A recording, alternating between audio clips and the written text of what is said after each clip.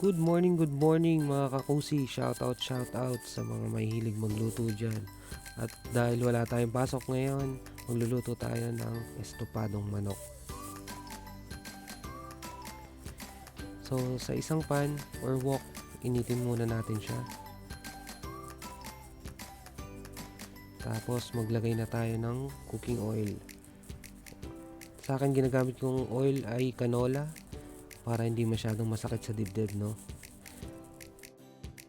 Pero pwede rin kayong gumamit ng mga typical na mantika gaya ng sunflower oil, coconut oil, etc. Yung mga pwede nyo gamitin, available sa kusina nyo. So dito isisir na natin yung ating saba, saging na saba. Yun. Dito ang hinahanap natin dyan ay medyo toasted yung pagkailalim niya. So sa kabilang side, medyo i-half lang natin siya, half sear lang. So yun, yan, ganyan ang gusto nating kalabasan. Ito sa part na to, medyo nahirapan tayo dyan kasi yung tong na ginagamit natin ay hindi ko makapit yung saging, ano. So medyo mahirap nga yan. So nag-decide na rin ako gumamit ng sandok niyan kasi sobrang hirap. Tumudulas din yung yung tong.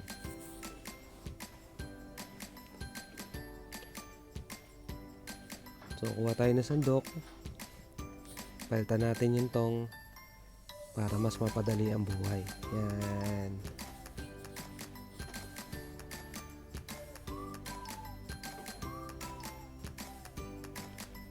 So yun, sa akin, tingin ko okay na to. Pwede na natin siyang tanggalin dyan sa part na yan.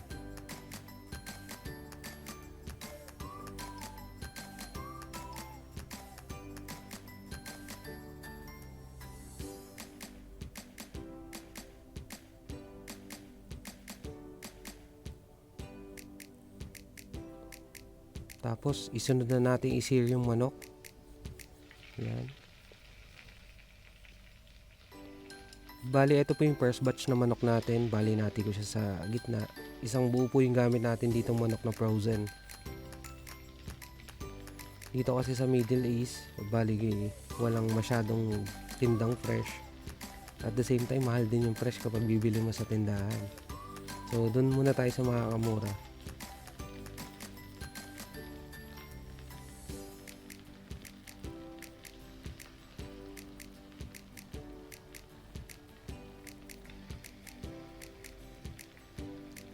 So yan, after mo madrop lahat ng kalahating part ng manok, hintayin natin siya mag-browning. Yun naman kasi yung gusto natin dyan, yung medyo brown. Golden brown yung niya, yung skin.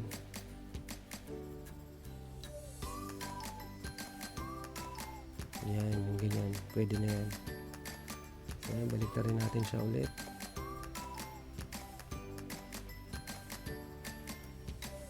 Flip over nyo lang kapag nakita nyo ng medyo brown yung ilalim. Yan.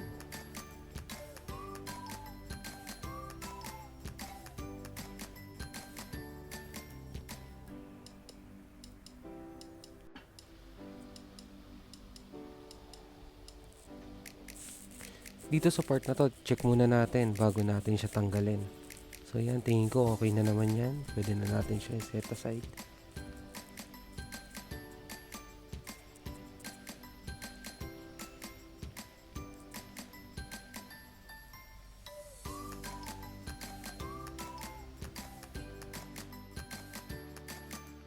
So after nyo, sunod natin second batch. Yan, second batch na po tayo ng kalahating manok natin. So ito mga kakusi, tingin ko medyo okay na siya. Pwede na natin siyang i-set aside para ma-sear na natin yung carrots natin sa yung potato.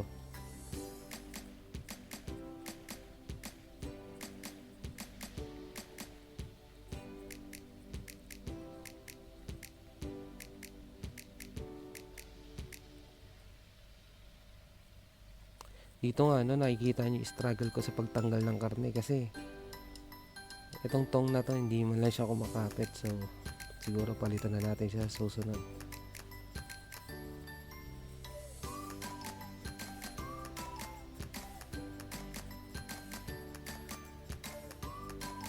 Okay, So, isunod na natin i-sear dyan yung potato and carrots natin.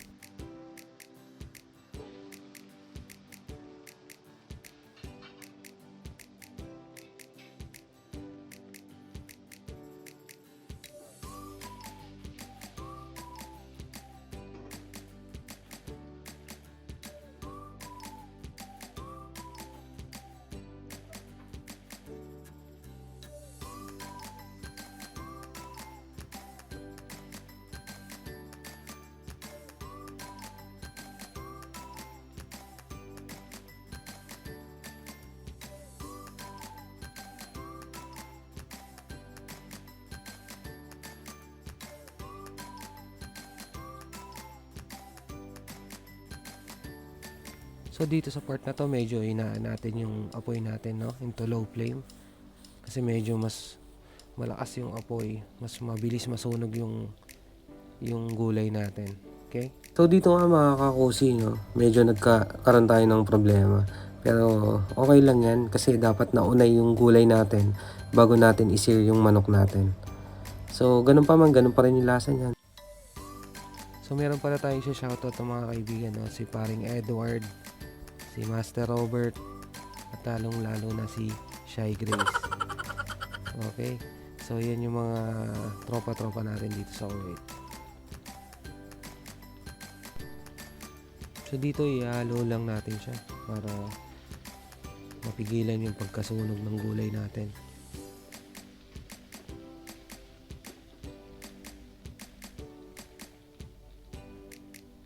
The next step, magigisa na tayo ng bawang at sibuyas.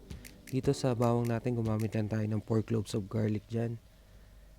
Tapos, yan, igisa lang natin sila together. So, hintayin lang natin ma-toast, tapos sunod na natin yung sibuyas.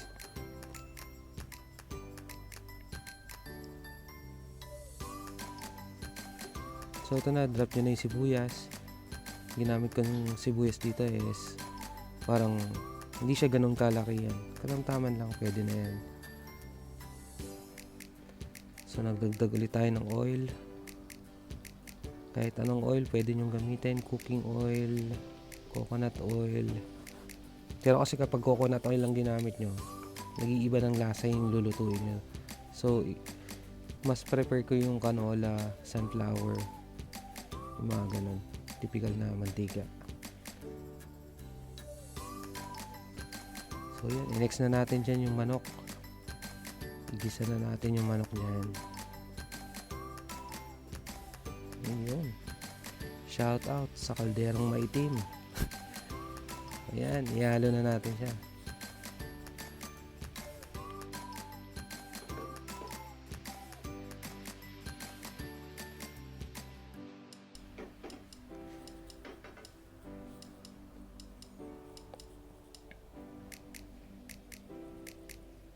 So dito, kaigo muna tayo, clean as you go. Okay? Para hindi magalit yung may-ari ng plat natin. Linis-linis din pag may time.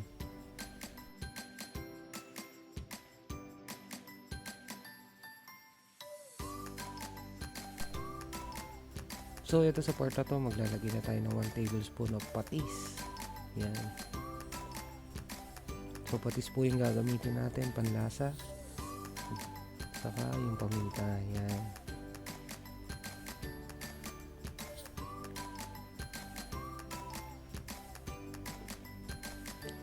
So yun, i-mix-mix lang natin. Mekis-mekis. Sabi nga ng Indiano, mekis-mekis. Pag sinabing mix-mix, sabi nila mekis-mekis. Yan.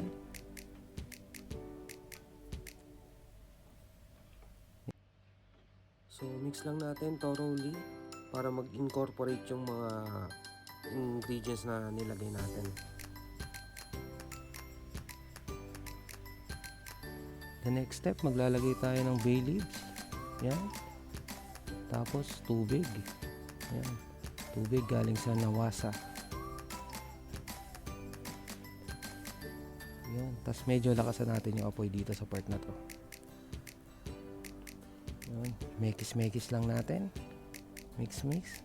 Shoutout nga pala kay Mr. Nobody Doody. So dito sa part na to, takpan muna natin siya for about 15 minutes. So after 15 minutes, yan, eto na siya.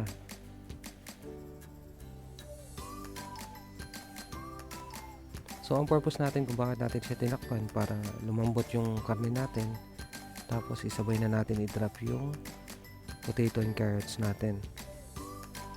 Yan, mekis. Sabi nga ng Indianong tropa mo, mekis. What are you doing, brother? Mga ganyan. Shoutout sa mga kaibigan natin Indiano dyan, mga kapatid natin yan. So yan, sunod natin yung tomato paste. Kapag wala kayong tomato sauce, tomato paste ang gamitin nyo.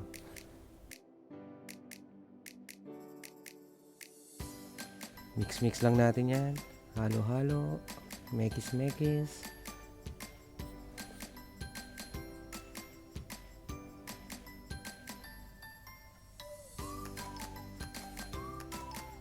Ilagay na natin yung saba. Tapos gumamit tayo ng capsicum dyan. Yung pahabang sili kung tawagin. Ayan. Pinch of salt. Mga 2 pinch lang. Okay na yan. Tapos gagamit tayo ng white sugar.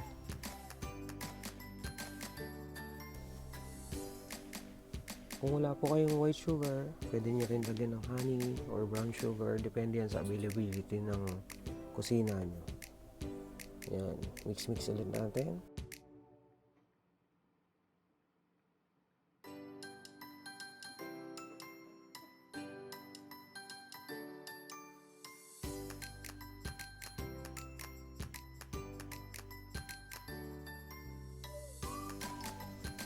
So sa part na to, pwede na tayo mag-add ng soy sauce natin para pampakulay, at the same time magkakaroon din siya ng saltiness.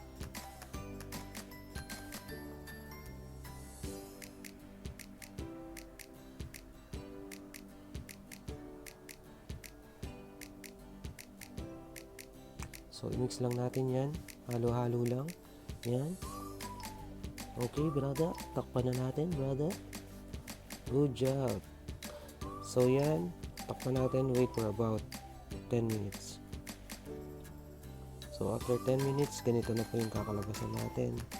Nag-add pa ako ng butter niyan, mga kakusi, para magkaroon siya ng creaminess sa sauce. Yan. Takpan natin for 5 minutes, pwede na yan.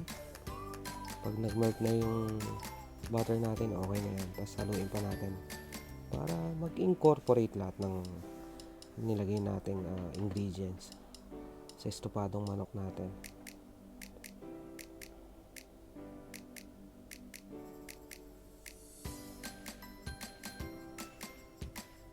So eto na po, luto na po ang ating estopadong manok. Yan.